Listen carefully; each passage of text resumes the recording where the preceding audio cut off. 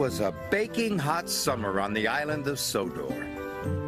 The sun was shining brightly. James and Toby were taking children to the seaside. It was a wonderful job. All the engines liked seeing the children's happy faces, and they loved hearing them cheer when they saw the sea. Thomas wished he was taking children to the seaside, but Thomas was taking a big tank of raspberry syrup to the ice cream factory. Down on the beach, it was very hot, and the ice cream lady had run out of ice cream. So when Thomas arrived at the ice cream factory, the factory manager was waiting for him. "We have to make lots more ice cream," he cried. "You must go and get the cream, the chocolate, and the strawberries." Thomas was disappointed. He had lots to collect, and he wanted to take children to the seaside. "If we get everything in time," said Thomas's driver, "then we can still take some children." So Thomas rushed to the dairy. He collected the cream, and he puffed away quickly. Next, Thomas had to collect some strawberries, so he raced through the countryside to Farmer McColl's. Then Thomas had to stop for James. "Out of the way," snorted James. "Passenger train coming through." James's carriages were full of laughing children. They were going to the seaside. "Why does James get to take the children?" moaned Thomas. At last, the crossing was clear and Thomas puffed away.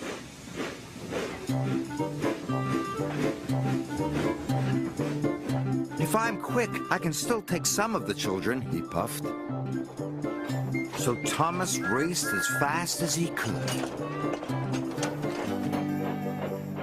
Soon, Thomas arrived at Farmer McColl's.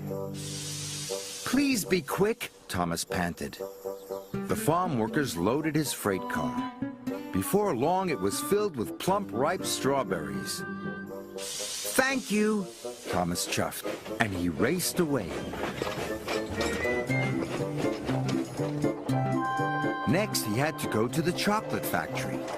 Thomas hurried through the baking sun. "I've still got time to take some children to the seaside," he panted. Thomas puffed faster and faster. His wheels clattered and his pistons pumped. But he puffed so fast, the signalman didn't change the points in time. Thomas raced down the wrong track. "Bother," cried Thomas. Thomas had to reverse slowly and carefully back to the points. Then he had to wait while Toby went past. Toby was taking more children to the seaside. They were having a wonderful time. "Everyone gets to take the children except me," moaned Thomas. At last, the signalman changed the points.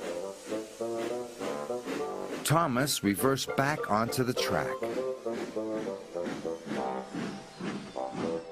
And soon he was on his way once again.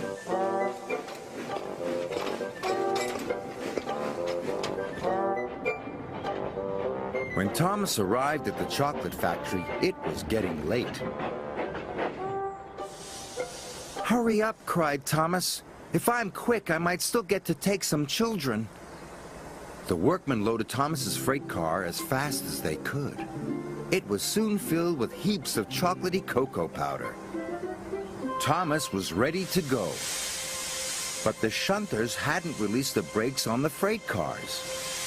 Thomas pulled as hard as he could, but the freight cars wouldn't move. "I have to hurry," puffed Thomas.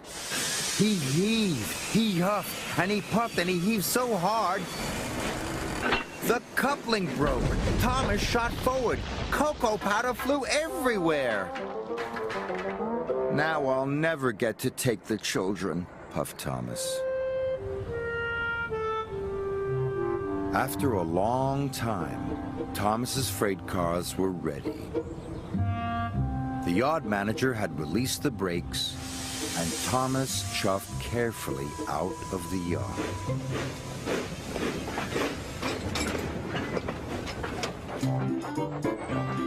Finally, the track turned left past the old church. Thomas arrived at the ice cream factory. He thought his job was nearly done, but he was wrong. The factory manager was waiting for him. "The ice cream will soon be ready," he said. "You must take it to the seaside for me." Thomas was very disappointed. He wished he could take children to the seaside instead. He wanted to hear them cheer when they saw the sea. Thomas puffed along the coast to the seaside. "I wish I was taking the children," sighed Thomas. Percy was waiting at the seaside station, and so were lots of children. They all cheered as Thomas pulled into the station. Thomas was surprised. "Why are the children cheering?" puffed Thomas. "They're cheering for you," laughed Percy. "They've been waiting for the ice cream." The children were delighted to see Thomas and delighted to eat the ice cream. Thomas loved seeing the children laugh and cheer. Sir Topham Hatt was waiting with the children. "Today you have worked extra hard," said Sir Topham Hatt. "You are a really useful engine." "Delivering ice cream is a fun job after all," puffed Thomas. He was very happy.